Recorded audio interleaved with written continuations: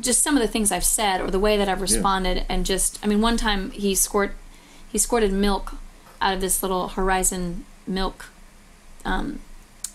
thing, like the little juice boxes, but it's milk, and he squirted it all over the van after I had just said, please be careful with this, and he literally shot it all over the place. So I opened it up and dumped it out onto his head and turned the air conditioning on right on him.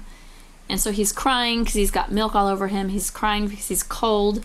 And I pull into a Jiffy Lube and I'm like, do you want to go home with that man over there? And I pretend that I'm going to give him away.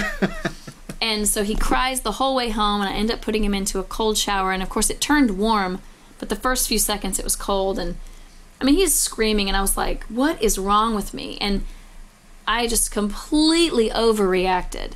100%, and I had to apologize to him. But it's like those moments where when I went that far and had that not proud of a moment, and I look at this little boy and I'm like, it's not okay that you were squirting milk all over the van, but it's really not okay for mommy to overreact like that, and I'm really sorry, and I need you to forgive me. And in one split second, he's got my face in his hands, and he's like, I love you, Mom, I forgive you. And he means that. And he has said things like, when you get really old, I'll take care of you, I'll even wipe your bottom.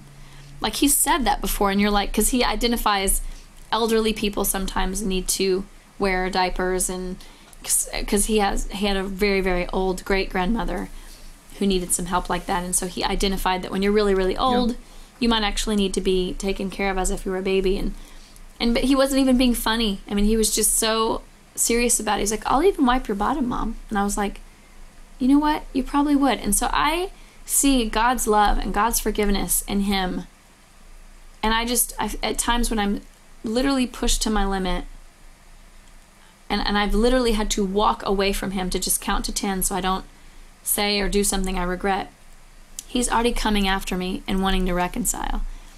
And I just don't feel like I deserve him. He's got a built-in magnet that is just infectious, and he's sweet and he's kind, and he's taught me so much and challenged me so much in my faith, that as much as he has pushed me to my limits, he's actually been one of the best things in my life.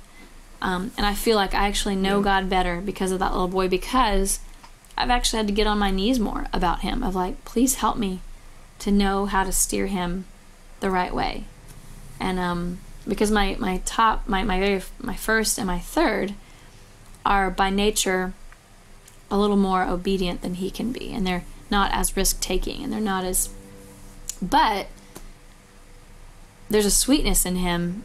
All of my children tend to be very sweet, but he's probably my sweetest child, even though he's the stinker sometimes. But anyway, so it's about Oliver. And again, just like the song I referred to a minute ago about my son Solomon that I wrote about on Blink, I wrote this about Oliver, and you think that I'm talking about God. Yeah. And it's like, it's just interesting how those really pure, innocent relationships can parallel God's unconditional love for us. So, well, and how we can see that love through kids. To watch kids get upset with their other friends, and then 2 minutes later playing they're together. Yeah. Like it never happened. And we're holding on to it for decades, 2 weeks, sometimes. 2 months. Yeah. 2 years, and so for he's, always. Yeah. I wish everyone... It's crazy. I wish everyone could know him. Like, he's the kind of child... again, I don't have a favorite, and I love all of my children individually and differently, but Oliver has something very... I wouldn't be surprised if he is public when he's a grown-up. Like, I feel like my son Solomon could be a producer or something behind the scenes, very engineer-like, very inventive.